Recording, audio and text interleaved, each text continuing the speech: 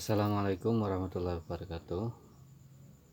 Pembelajaran materi asbaja kali ini untuk semester 2 diawali dengan pembahasan tentang pesantren dan penyiaran agama Islam di Indonesia. Untuk pertama kali yang dibahas adalah karakter dan unsur-unsur dalam pesantren. Pesantren itu apa? Pesantren adalah merupakan lembaga pendidikan dan pengajaran nilai-nilai keislaman. Jadi inti utamanya yang di dalamnya adalah ilmu Islam, ilmu agama, yang di dalamnya terjadi interaksi antara kiai dan para santri. Jadi kedua unsur ini unsur yang penting dalam pondok pesantren. Nah, di dalam pesantren sumber-sumber yang dipelajari adalah sumber-sumber belajar berupa kitab. Nah, kitabnya disebut apa? Disebut kitab kuning. Karya siapa? Adalah karya ulama-ulama pada masa lampau. Kenapa kalau disebut kitab kuning? Karena dulu dicetak dengan kertas warna kuning, meskipun saat ini ada juga yang dicetak berwarna putih. Pesantren di samping itu juga mempunyai pondok atau asrama untuk tempat tinggal para santri yang mau mondok atau tidak membajak. Jauh sebelum kemerdekaan, pesantren telah menjadi sistem pendidikan yang diterapkan di Indonesia. Jadi rata-rata dulu sebelum ada pendidikan formal sekarang ini, pendidikan sudah ada, cuma ala pesantren.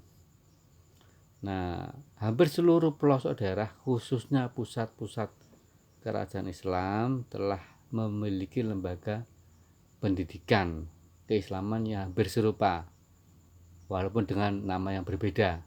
Contoh, untuk di Aceh namanya adalah Maunasa, untuk di Minangkabau namanya Surau, dan kalau di Jawa disebut dengan pesantren. Para sejarah itu berpendapat bahwa model pola pendidikan yang dipakai oleh para kiai itu dikenal dengan nama mandala dengan berbagai macam alasan. Mandala itu apa? Mandala adalah itu proses pembelajaran yang digunakan oleh orang Hindu Buddha. Alasan yang pertama, karena sebelum Islam datang di Indonesia telah berkembang agama Hindu dan Buddha. Nah, kedua agama ini mengajarkan pengajaran biara dan asrama. Jadi untuk mendidik para pendeta dan biksu. Jadi ada asramanya, ada biaranya. Asrama seperti pondok, kalau biara mungkin seperti masjid atau mushola. Nah, para sejarawan menyimpulkan bahwa para wali songo itu mengadopsi sistem seperti ini, sistem yang dipakai oleh orang Hindu Buddha. Nah, model pendidikan seperti ini yang dipakai oleh orang Hindu Buddha sekarang dikenal dengan nama pondok pesantren. Kalau dulunya namanya mandala. Nah, pondok pesantren yang pertama kali di Jawa adalah pada masa Wali Songo, di mana awal kali didirikan di Desa Gapura, Gresik, Jawa Timur. Didirikan oleh Maulana Malik Ibrahim. Beliau menyebarkan melalui berdagang, membuka warung, memberikan sembako, dan pengobatan gratis. Bahkan dalam buku lain, beliau Maulana Malik Ibrahim ini juga dikenal dengan kakek bantal. Kenapa? Karena pada waktu beliau mengajar selalu pakai bantal untuk alas duduk. Maulana Malik Ibrahim menyiarkan agama bersama-sama dengan sistem pertanian, jadi mengajari masyarakat untuk bertani, bagaimana sistem yang baik, terus pengairan, dan membangun pondok belajar di Leran, Gresik pada tahun 1419. Beliau mendapatkan gelar Syekh Maghribi Terus bagaimana Wali Songo mengadopsi proses pembelajaran Islam? Apakah dari Arab? Ternyata tidak.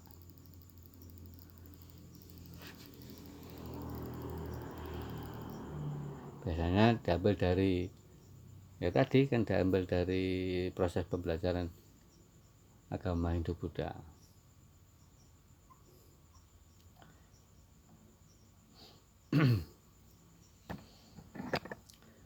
Ini yang kedua, model pendidikannya sama dengan Hindu Buddha ya. Yang pertama adalah, lupa ya. Yang pertama, alasannya sebelum Islam datang berkembang agama Hindu Buddha. Yang kedua, proses model pendidikannya mengikuti agama Hindu Buddha. Rangkumannya, berdasarkan keterangan para sejarawan, pendidikan Islam dengan sistem pesantren di Indonesia tidak langsung dari Arab, melainkan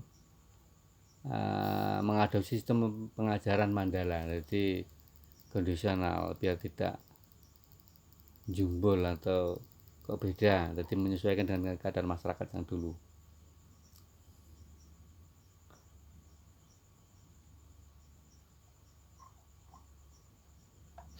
Ciri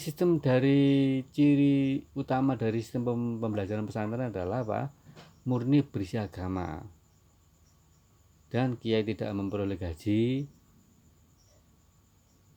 namun rata kiai mendapatkan penghormatan yang tinggi dari para santri.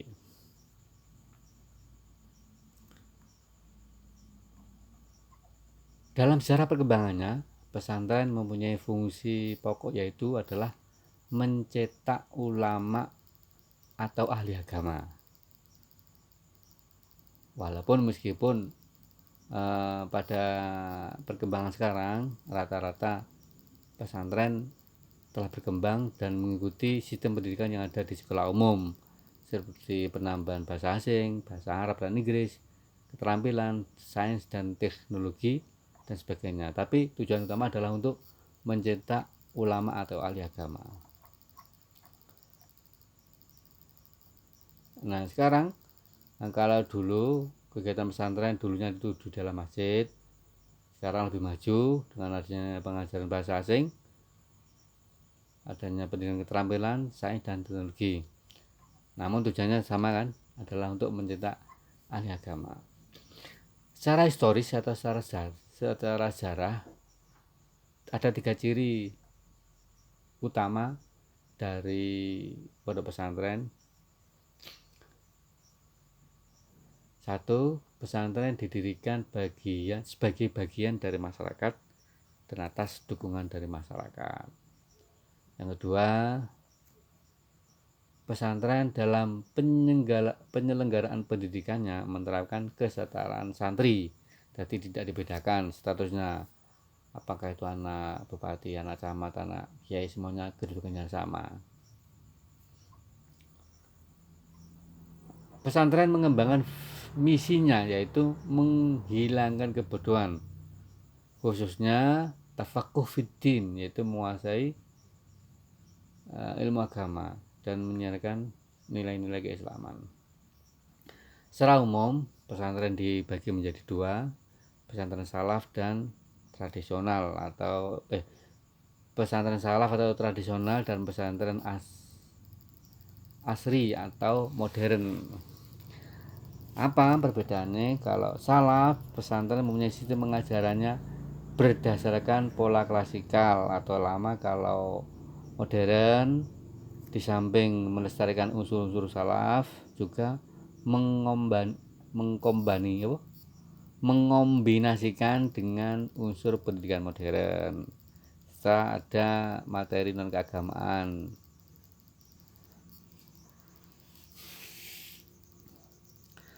Beberapa unsur yang terdapat dalam pondok pesantren yaitu ada kiai dan ustadz, ada santri, ada pondok, ada masjid, ada madrasah, dan kitab kitab kuning. Demikian pemaparan untuk awal pertemuan semester 2 ini. Semoga bisa dimengerti, dan apabila ada masalah bisa ditulis di komentar. Saya akhiri, dan sebelum saya akhiri saya mohon maaf apabila ada kata-kata yang kurang difahami, dan saya akhiri. Assalamualaikum warahmatullahi wabarakatuh.